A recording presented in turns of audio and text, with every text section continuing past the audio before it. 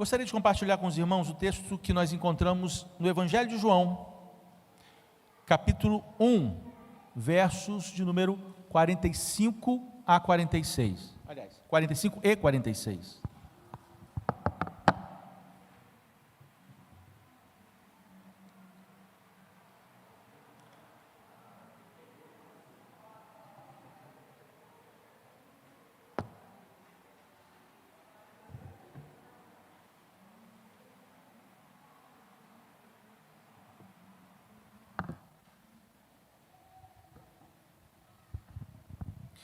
Filipe encontrou Natanael e lhe disse: achamos aquele sobre quem Moisés escreveu na lei, e a respeito de quem os profetas também escreveram, Jesus de Nazaré, filho de José.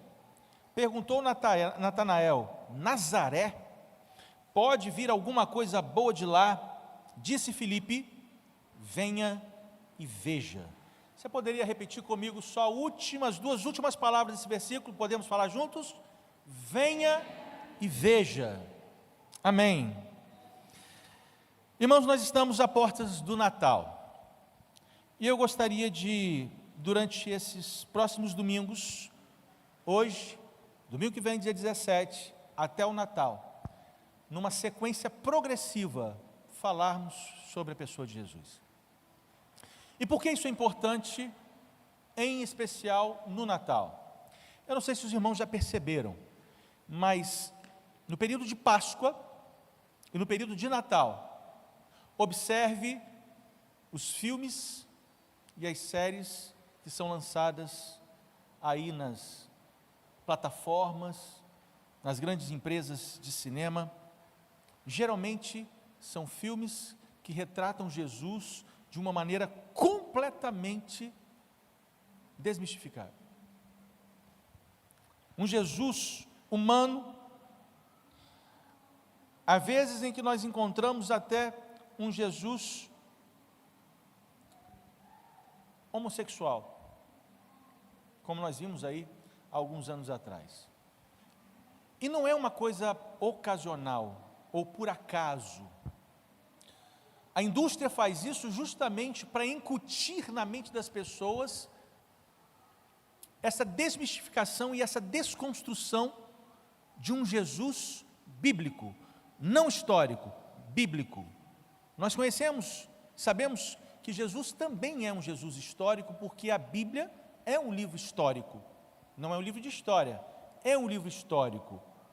E ele fala e retrata a pessoa de Jesus nos acontecimentos, nas suas ações, retrata e relata a historicidade da pessoa e da vida de Jesus. Mas Jesus não é uma figura histórica. Paulo é uma figura histórica. Pedro é uma figura histórica. Natanael é uma figura histórica. Moisés é uma figura histórica. Bíblica, mas histórica. Jesus transcende a história. E tanto transcende a história que o mundo é dividido, Ocidente e Oriente, através do cristianismo. A história é dividida em antes e depois de Jesus. Então nós não podemos ver Jesus apenas como uma figura histórica. Ele não é apenas uma figura histórica. Ele é uma figura bíblica revelada de maneira sobrenatural. O Evangelho de João começa no versículo 1 dizendo que Deus se encarnou, que Deus se fez homem. O Deus transcendente, imanentemente se manifestou fisicamente no nosso meio. As Escrituras em Hebreus dizem também isso, que outrora os profetas, a Deus falava através dos seus profetas e de outros meios, mas nesse tempo, e eu quero dizer nesse tempo, esse intervalo de 2000 anos, Deus tem falado através do seu Filho. Jesus não é apenas uma figura histórica, de lembrança. Jesus é Deus. E quem fala isso é a própria Bíblia Sagrada. O cristianismo é a maior religião do mundo, e continuará sendo. Porque a Bíblia fala isso. As portas do inferno não prevalecerão contra a igreja. Por mais que a igreja deixe de fazer o seu papel, e infelizmente, em muito, ela tem deixado, não tem avançado como Deus deseja que ela avance, ainda assim ela avança pelas misericórdias de Deus. E continuará avançando. O cristianismo nunca deixará de ser a maior religião do mundo. Mas isso é um problema, de certo ponto, ou de certa forma. Porque Deus nunca teve para a igreja o plano de que ela fosse a detentora ou hasteasse uma bandeira de uma religião. Nunca. Há uma frase que li certa vez num livro, que dizia o seguinte, vou ver se eu consigo lembrar. Em Jerusalém, o cristianismo era um estilo de vida. Em Roma, se tornou política. Na Europa, se transformou numa ideologia. Nos Estados Unidos, um negócio. No Brasil, entretenimento. O cristianismo teve essa progressão ao longo da história de 2000 anos. Nasceu em Jerusalém, era um estilo de vida. Ela se alastrou para o império. Foi politicado, ou politizado o cristianismo. Se tornou a religião do império. Invadiu a Europa. Depois, dividiu o Ocidente e o Oriente. A América transformou o cristianismo num negócio. E nós vemos o Brasil transformar o cristianismo num entretenimento. E tudo isso não relata, não retrata o que o Senhor sempre sonhou e planejou para a igreja. Nada disso é o que de fato nós deveríamos ser. E como nós não deveríamos ser, mas somos, acabamos retratando um evangelho ou um Cristo caricato, e não um Cristo bíblico. Não um Cristo bíblico. Certa vez eu estava num evento de evangelismo da nossa junta de missões, e eu não me lembro se foi o Silvio Camilo, acho que foi o Silvio Camilo que fez uma dinâmica com os pastores que ali estavam. Nós dividimos em alguns grupos, e ele pediu para nós refletirmos, enquanto pastores, em pequenos grupos, sobre qual é o maior desafio da igreja em ministrar, manifestar o Cristo bíblico. E todos ficaram ali, conjecturando, conversando, discutindo. O meu grupo tinha uns 3 ou 4 pastores, alguns falavam umas coisas, mas ecoava na minha mente, no meu coração, e eu coloquei para fora, eu coloquei a minha opinião. Eu disse que o maior desafio do cristianismo, ou da igreja hoje, é desmistificar o Cristo que cada um tem construído para si. Todo mundo tem uma ideia sobre Jesus, pessoal, particular. As religiões, para além do cristianismo, seja ela protestante ou católica, espíritas, umbandistas, candomblé, todas as outras religiões, eles creem em Jesus, só que de uma maneira caricata, não bíblica, não bíblica. E nós que somos os detentores, nós que somos os promotores, os defensores de um evangelho histórico, muitas vezes deixamos também o Cristo bíblico para colocar no lugar um Cristo histórico ou um Cristo caricato.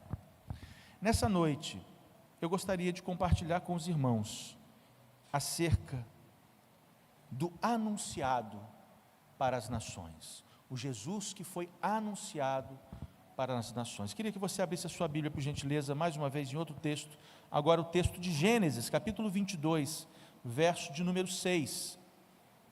Primeiro livro bíblico, Gênesis 22, verso de número 6.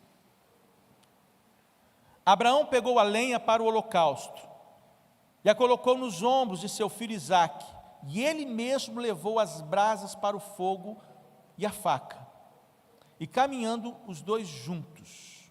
Só até aqui o versículo 6. Talvez você lendo esse versículo 6, fique pensando diante da introdução que fiz dessa mensagem, o que tem esse versículo a respeito de Jesus. Algumas pessoas talvez pensem erroneamente, equivocadamente, de que Jesus ele só aparece a partir dos evangelhos. Mateus, Marcos não tanto, Lucas, onde aparecem os anjos, falam com Maria, falam com José, estrebaria, o menino, reis magos, daqui a pouco a gente fala sobre isso no Natal. Muitas pessoas acham que Jesus está ali somente. Jesus aparece na Bíblia de Gênesis a Apocalipse.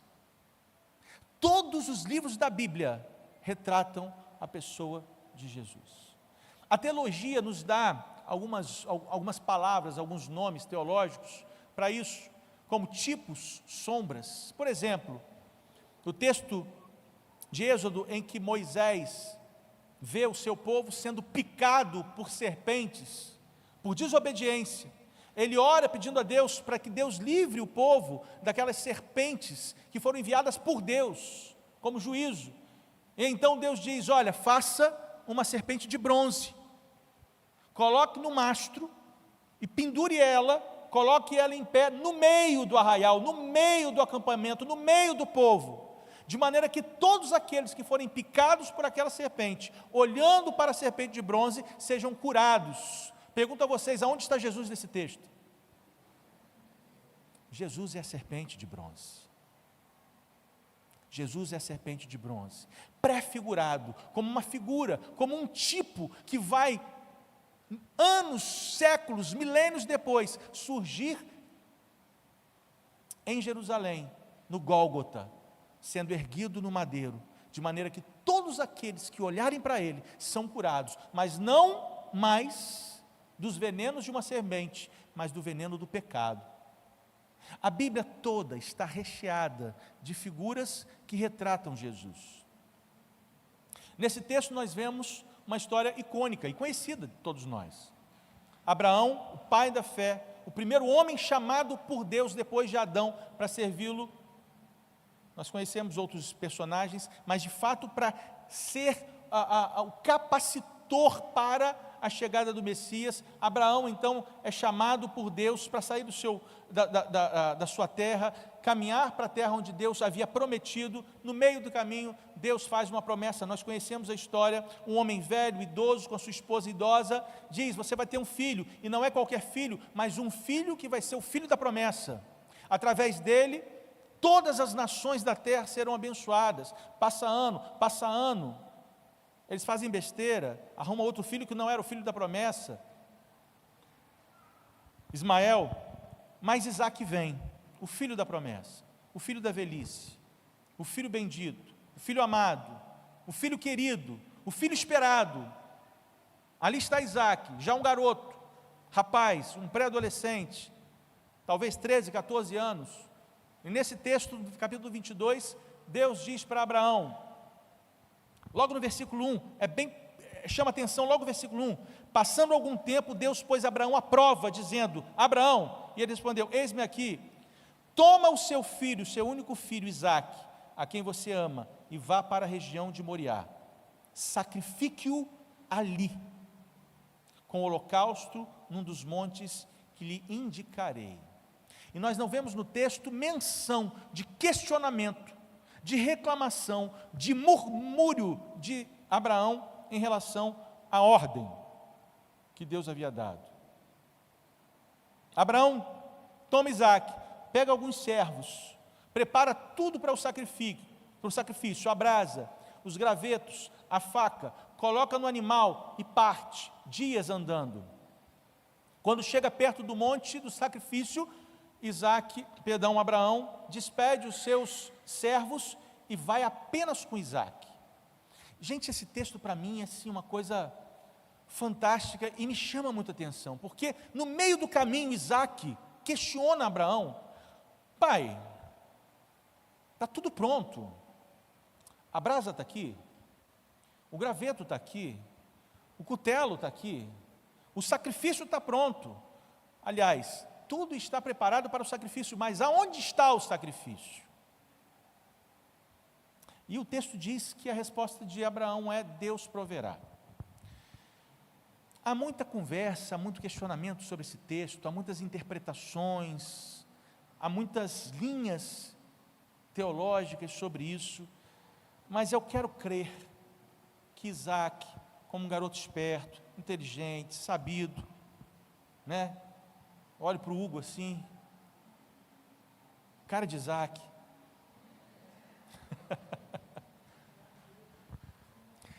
Isaac sabia o que ia acontecer. Eu não sei se Hugo teria a mesma coragem, mas Isaac sabia o que ia acontecer. Ele sabia que o sacrifício era ele. Ele sabia que o pai estava levando ele para o monte para sacrificá-lo. E o texto não faz menção de que Isaac fala qualquer coisa. Ele não discute, ele não reclama, ele não questiona, ele não foge. Pelo contrário, pasmem, o texto diz que Abraão ainda coloca todos os objetos sobre as costas dele. É Isaac que leva todo o preparo para o seu próprio sacrifício lá para o monte. Ele não apenas ia ser sacrificado, ele leva tudo para o sacrifício. Não dá para ver nas entrelinhas desse texto o semblante de Abraão, mas eu imagino, você que é pai, você que é mãe, que ama filho, que dá sua vida pelo seu filho, imagina você nesse momento, no lugar de Abraão. Mas a ideia que nós temos aqui, é que, quando Deus fala, a única coisa que nós podemos fazer é obedecer. E tanto Abraão obedeceu, mas aqui eu quero chamar a atenção não para a obediência de Abraão, eu quero chamar a sua atenção para a obediência de Isaac. Isaac, nesse texto, queridos, na teologia, ele é uma figura de Cristo, ele é um tipo de Cristo, perfeito. Deus está revelando na sua palavra, ao contrário do que o mundo diz, que a Bíblia é uma falácia, de que as Escrituras são uma mentira, é um conto de carochinha.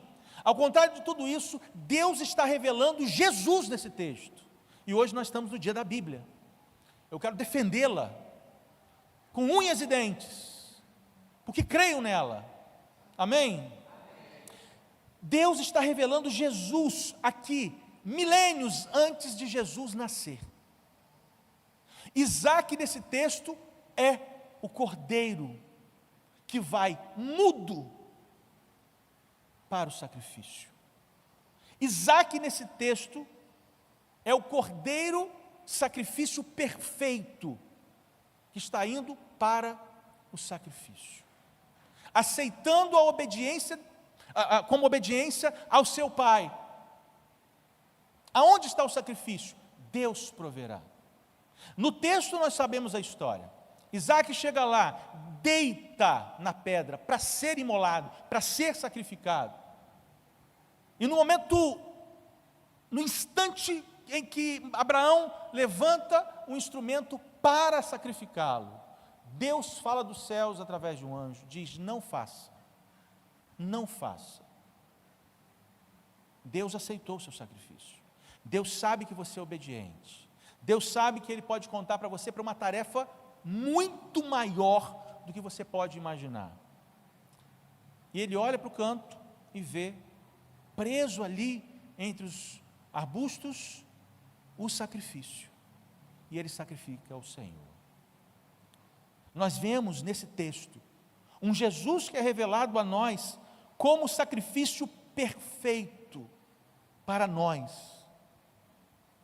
Um sacrifício que foi entregue por livre e espontânea vontade. Jesus ali naquela noite, prestes a ser já levado pelos soldados, ele ora ao Senhor, ele ora a Deus, ele ora ao Deus Pai.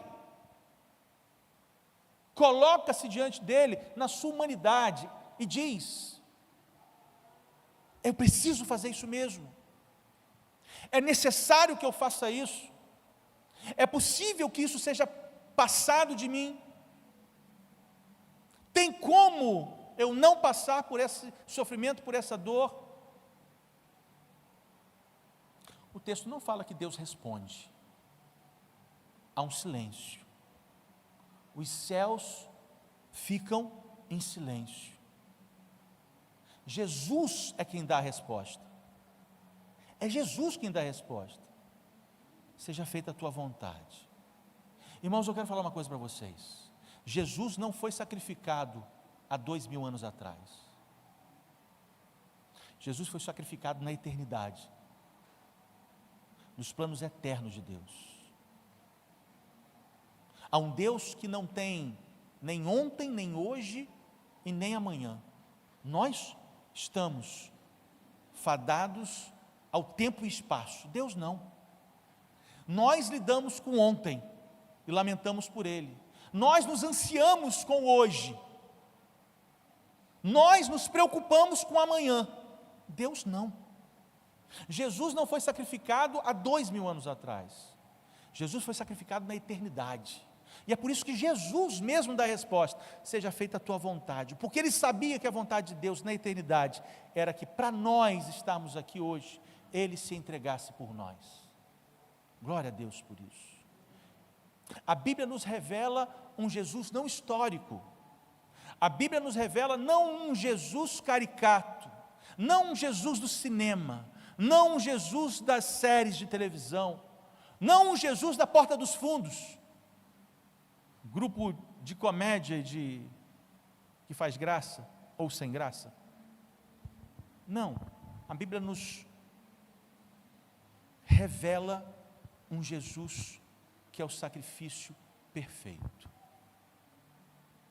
É esse Senhor que nós servimos, é a esse Deus que nós entregamos o nosso coração e a nossa vida. Jesus é o Cordeiro a quem Abraão se refere quando diz: Deus proverá para si. João Batista dá o mesmo testemunho lá em João 1:29, quando ele declara: eis o Cordeiro de Deus que tira o pecado do mundo. O apóstolo Paulo, na segunda carta aos Coríntios, no capítulo 1, versículo 20, diz: quantas são as promessas de Deus lá no passado, tantas tem em Cristo o seu sim e o seu amém.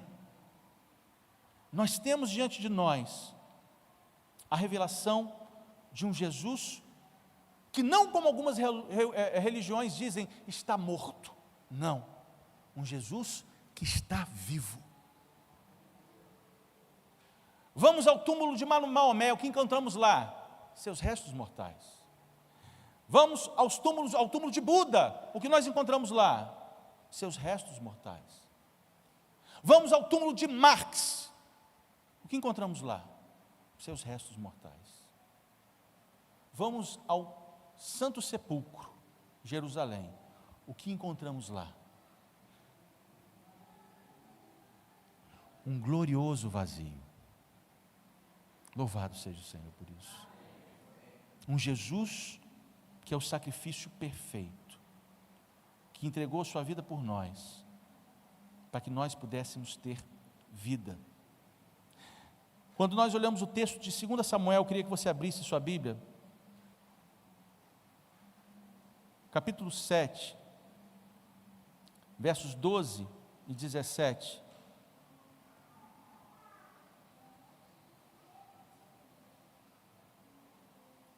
Nós lemos assim: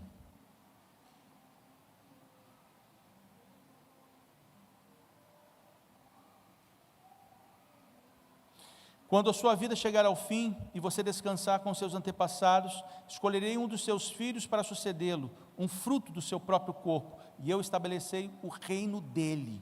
Será ele quem construirá o templo em honra no meu nome, e eu firmarei o trono dele para sempre. Eu serei seu pai, e ele será meu filho. Quando ele cometer algum erro, eu o punirei com o castigo dos homens, com açoites aplicados por homens, mas nunca retirarei dele o meu amor, como retirei de Saul, a quem retirei do seu caminho. Quanto a você, sua dinastia e o seu reino permanecerão para sempre diante de mim, e o seu trono será estabelecido para sempre. Eu queria ler os versículos 12 e o 16 novamente. Quando a sua vida chegar ao fim, e você descansar com seus antepassados, escolherei um dos seus filhos para sucedê-lo, um fruto do seu próprio corpo, e eu estabelecerei o reino dele. Verso 16, quanto a você, sua dinastia e seu reino permanecerão para sempre diante de mim, o seu trono será estabelecido para sempre. Nesse texto, Deus está falando a respeito de Davi. Nós conhecemos a história também, no tempo dos reis, primeiro rei Saul, um rei que não serviu ao Senhor com integridade, dignidade, com direção do Senhor. Deus tirou de Saul o seu reino e colocou o reino dele nas mãos de um que era melhor do que ele, Davi. Mas não apenas isso, Deus fez uma promessa para Davi, e disse para Davi que jamais ele tiraria da sua família, da sua parentela, da sua descendência, o reino de Israel. Nesse texto nós vemos então a proclamação disso a Davi, alguém que é melhor que você, mas se você errar, nós vemos aqui no versículo 13 ou 14, se não me engano, você será castigado. Mas logo depois nós vemos uma palavra profética. Uma palavra profética. Versículo 16, vou ler novamente com os irmãos. Quanto a você, sua dinastia e seu reino permanecerão para sempre diante de mim. O seu trono será estabelecido para sempre. Algo parecido nós podemos ler também no Salmo de número 110, queria que você abrisse a sua Bíblia, por gentileza.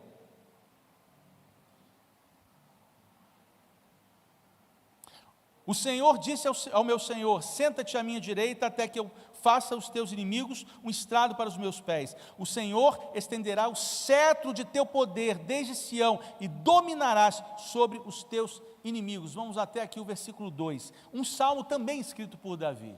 Nesse texto nós não vemos aqui Deus falando sobre Davi, nós estamos falando sobre a descendência dele, uma descendência que chega ao fim, que chega a Jesus.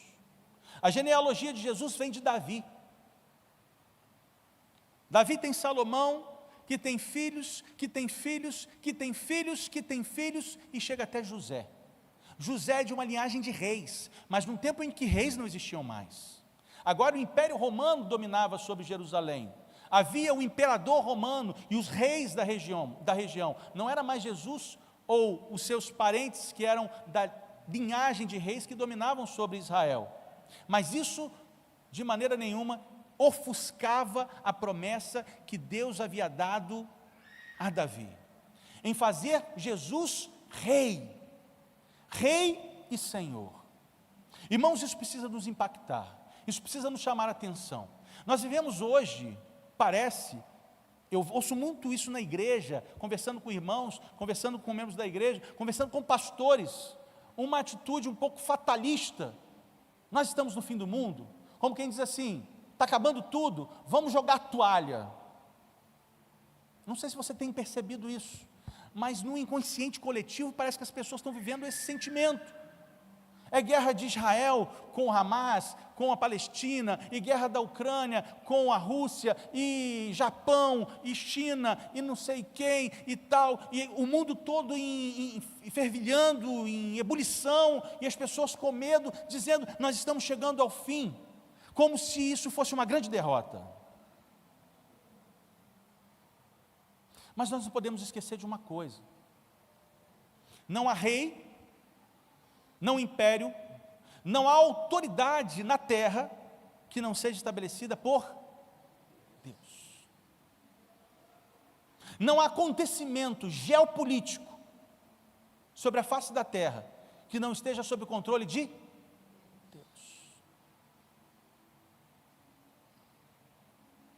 Não importa se o Putin acha que ele vai apertar um botão e lançar uma bomba atômica nos Estados Unidos, ou se o Biden vai fazer a mesma coisa com a China, ou se Israel vai lutar e guerrear contra todo mundo árabe, isso para nós não importa a mínima questão, porque tudo isso está debaixo da autoridade de Deus.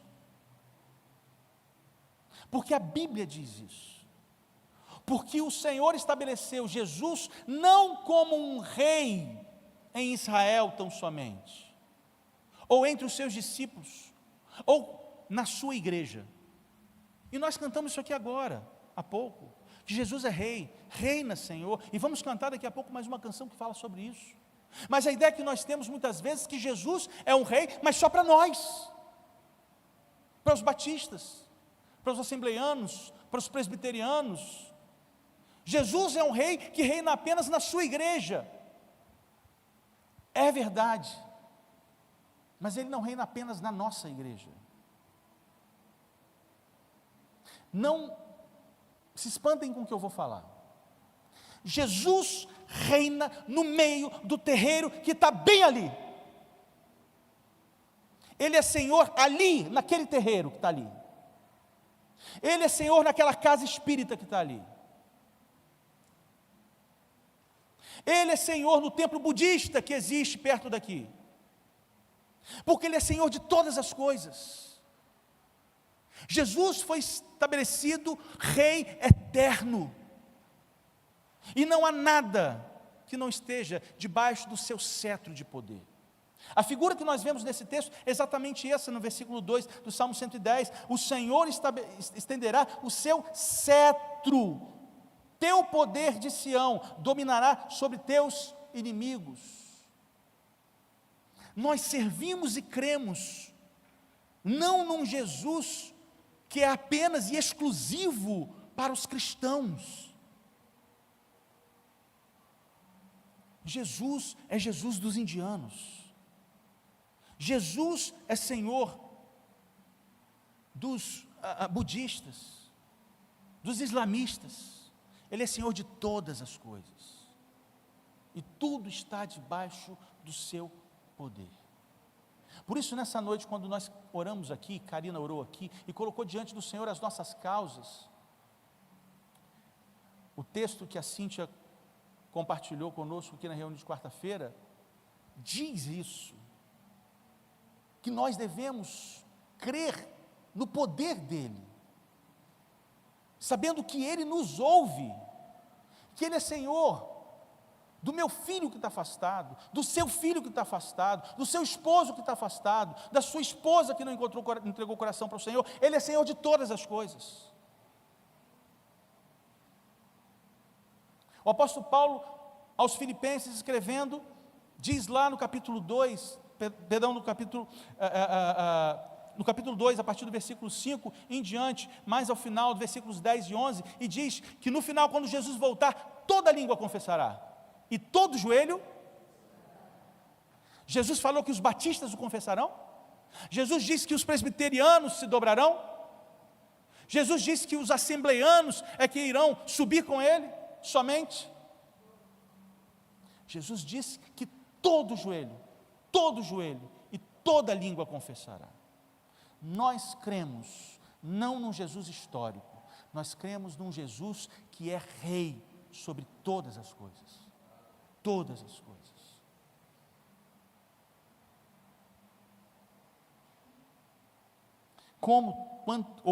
Tantas vezes nós nos esquecemos disso, irmãos. Eu queria que você abrisse a sua Bíblia agora em Isaías, capítulo 7, verso 14.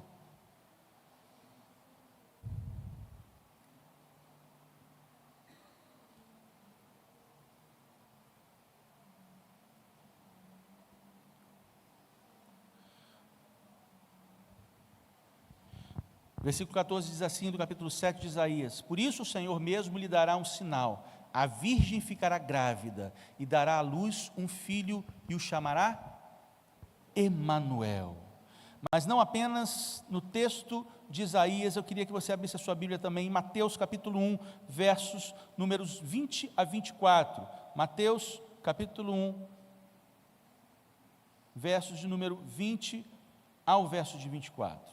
Mas depois de ter pensado nisso, apareceu-lhe um anjo do Senhor em sonho e disse: José, filho de Davi, olha aí, não tema receber Maria como sua esposa, pois o que nela foi gerado procede do Espírito Santo. Ela dará à luz um filho, e você deverá dar-lhe o nome de Jesus, porque Ele salvará o seu povo dos seus pecados. Tudo isso aconteceu para que se cumprisse o que o Senhor disse pelo profeta: a virgem ficará grávida e dará à luz um filho, e lhe chamarão Emanuel, que significa Deus conosco. Se nós, logo no início, identificamos na Bíblia um Jesus que é o sacrifício perfeito, e logo depois um rei que é eterno, esse texto de Isaías 7,14, Mateus 1, 20 e 24, nos apresenta um Deus que é presente, um Deus que é chamado Deus conosco. Sabe qual era a maior e a mais gritante diferença do cristianismo nos tempos dos apóstolos, e continua sendo hoje?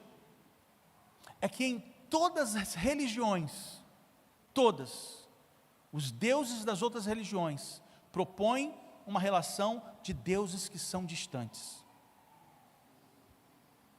Zeus, Deus grego, dos dias de Jesus, dos dias dos apóstolos, um dos deuses mais queridos e adorados nos tempos de Jesus, assim como Mercúrio, a sua transliteração para o latim ou para os romanos, era um Deus distante, era um Deus que os gregos tinham temor, medo, pavor, porque era um Deus que, quando irado, olhava para baixo e via o povo, via as pessoas e lançava raios para destruir as pessoas. Nós vemos isso nos filmes épicos.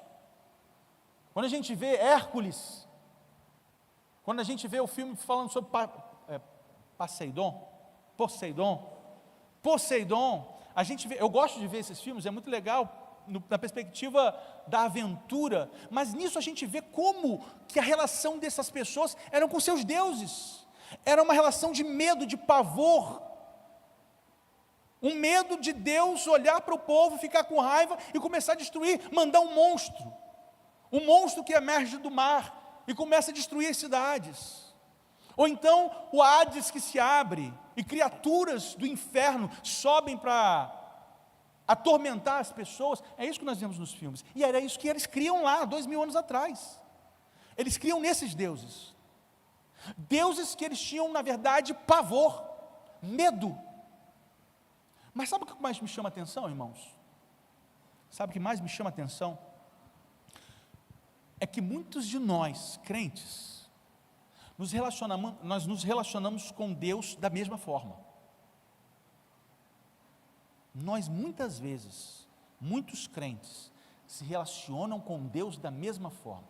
Cremos num Deus barbudo, iracundo, sentado num trono, olhando para nós, vigiando para ver se a gente vai cometer algum erro, algum pecado, e lançar sobre nós algum tipo de maldição, de raios, de tormentos. Muitos de nós têm uma relação com Deus de medo, de preocupação, de temor, na ideia de que na primeira escorregada que nós damos, Deus vai vir com algum tipo de juízo sobre nós. Essa é uma perspectiva pagã de Deus, e nós construímos isso para nós na igreja, muitas vezes. Mas veja só o que o texto nos revela, lá em Isaías. Isaías é escrito aqui, cerca de 700 a 800 anos antes de Jesus nascer. Lá, 7 séculos, 8 séculos antes de Jesus nascer, Deus revela a Isaías, dizendo que uma virgem dará à luz a um filho, o Filho do Altíssimo, e ele será chamado Emanuel, Deus conosco. Não um Deus que está lá no cume do monte dos deuses, do panteão dos deuses. Não um Deus que deu corda ao mundo e deixou vagar por si só nas leis da natureza, como muitas teologias aí acreditam. Não. A Bíblia nos revela um Deus que não se conteve em si, de amor por nós, e se manifestou em forma de carne, para estar entre nós. E Ele habitou entre nós, cheio de graça e de verdade, diz o apóstolo João, no Evangelho, capítulo 1. É esse Deus que nos é revelado nas Escrituras, um Deus conosco, um Deus presente, um Deus atento, um Deus do texto de Isaías que nós lemos antes das orações de Karina, que não está com seus olhos vendados, com seus ouvidos cerrados, ou com sua mão recolhida, ao contrário disso, atento a todo tempo ao seu povo, com seus ouvidos abertos ao clamor do seu povo, e a sua mão estendida para nós. Esse é o Deus que nós servimos, esse é o Cristo que nós adoramos, esse é o Jesus que as Escrituras revelam. Isso precisa nos chamar a atenção, isso precisa nos dar a compreensão de que nós não estamos aqui por causa de um Cristo histórico, nós não estamos aqui por causa de um Jesus que a história escreveu, que homens nas suas obras literárias transformaram em algo completamente diferente da revelação bíblica. Ao contrário disso, irmãos, o convite que eu faço aos irmãos essa noite é para que nós intensificamos a nossa fé e a nossa crença e a nossa certeza de que nós cremos num Jesus que é o sacrifício perfeito, de um Jesus que é o Rei eterno, soberano sobre todas as coisas, de um Jesus que é um Deus presente, o Emanuel, um Deus conosco, que habita no nosso meio, que nos prometeu, dizendo: eu vou, mas deixarei com vocês o meu Espírito, o meu ajudador. E disse mais: eu irei, mas voltarei. Porque nesse tempo, nesse instante, nesse ínterim que nós estamos vivendo, entre sua primeira e a segunda vinda, Jesus está trabalhando, primeiro em favor de nós, aqui, neste lugar, sobre a vida de cada um de nós, sobre a vida de cada um de vocês. O Senhor está trabalhando para vocês, aqui, mas Ele também está trabalhando na eternidade, porque Ele disse isso: eu vou preparar-lhes um lugar, ao meu lado, porque eu sou um Deus com vocês, porque eu sou um Deus presente, porque eu sou um Deus que estou ao lado do meu povo. Eu queria que você se colocasse de pé. Eu queria convidar você a cantar essa canção comigo, no nosso ministério, declarando de todo o seu coração, de toda a sua alma, com plenos pulmões, um Rei que é sobre todos, a luz que é a luz para as nações. Você pode cantar comigo isso, conosco?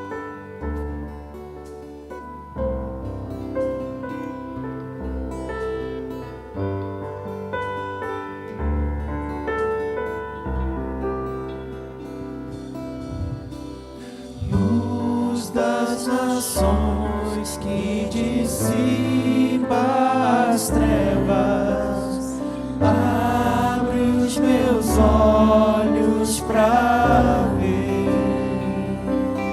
Ele é lindo.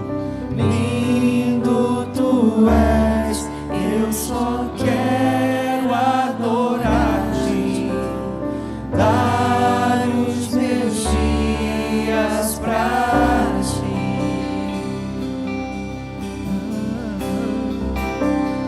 Vim para adorar-te, vim para prostrar-me, vim para dizer-te: és meu Deus, totalmente amável, totalmente digno, és maravilhoso, Ele é o Rei eterno, Rei sobre todas as coisas, Rei das nações. Rei sobre todos, tu és exaltado, entronizado nos céus.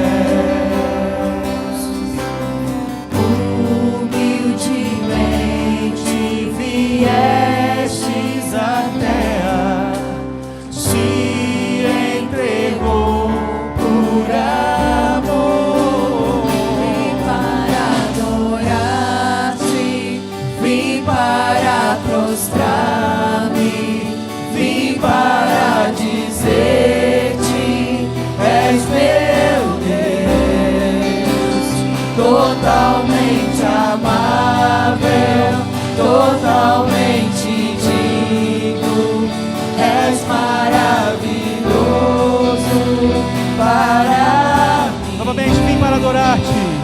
Vim para adorar-te, vim para prostrar-me, vim para dizer-te: és meu Deus, totalmente amável, totalmente digno, és maravilhoso para mim.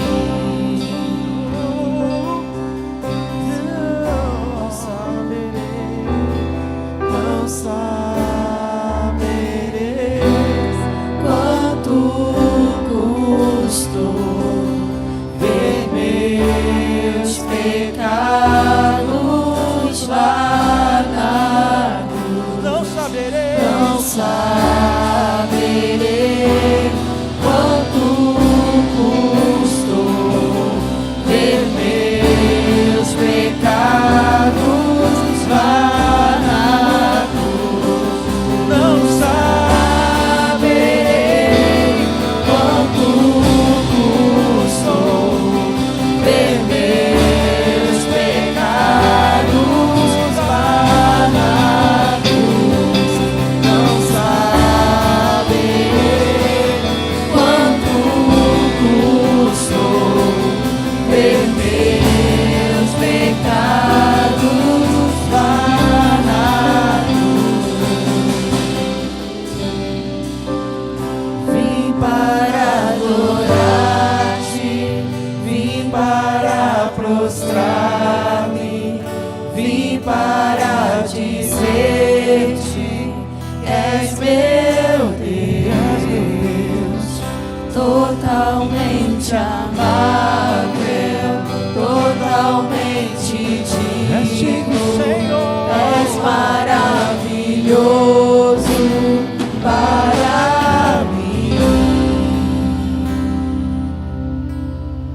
Nós cantamos aqui diante do Senhor. Nós não saberemos o quanto custou os meus pecados pagos pelo Senhor na cruz. Quando nós dizemos que nós não sabemos o quanto custou, nós não nos dizemos de uma maneira ignorante, mas não saber o preço, o valor, a profundidade disso de fato, porque foi um sacrifício que nós não faríamos, que nós não teríamos capacidade de fazer. Só um Deus, que é um Deus que ama a ponto de ser presente no meio do seu povo, é capaz de nos amar a ponto de se entregar dessa maneira. Nós temos ideia desse sacrifício a Deus quando pensamos na revelação da sua palavra, quando pensamos por meio da revelação da sua palavra, quando Ele diz: e Ele se será chamado Emanuel, Deus conosco. Tu és Rei sobre todos, eterno, soberano, dono, Senhor de todas as coisas. Nada foge ao seu olhar, nada foge ao seu intento, nada foge à sua autoridade, ao seu poder, à manifestação do Senhor. Não há nada em nossa vida que aconteça que não esteja sob os seus cuidados. E essa é uma garantia que nós temos, é uma certeza que nós temos, e é um descanso para a nossa alma. Nós podemos descansar nisso, na sua soberania, de que por mais que nós venhamos a viver angústias e tristezas, ainda assim o Senhor não nos abandonou e não nos abandona. Senhor, planta isso no coração do seu povo, planta isso no coração da sua igreja, porque haverão tempos em que nós passaremos de fato por grandes angústias, de perseguições, mas é o renovo da nossa alma na certeza de que o Senhor é Rei sobre todas as coisas, que nos capacitará e tem nos capacitado a vivermos sob os seus cuidados e crendo nos seus cuidados, Senhor.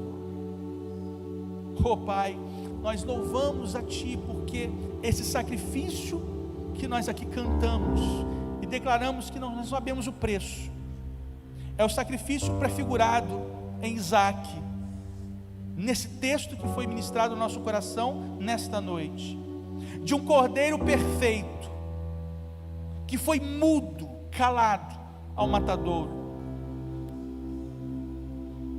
e que foi profetizado nas palavras de Abraão: Deus proverá, o Senhor proveu para nós, ó Deus, salvação, por meio do sacrifício de Jesus, sacrifício perfeito. Senhor, em nome de Jesus, se existe nessa noite alguém ainda que não entregou seu coração para Ti, eu quero te pedir em nome de Jesus, ó Deus, confirma essa palavra,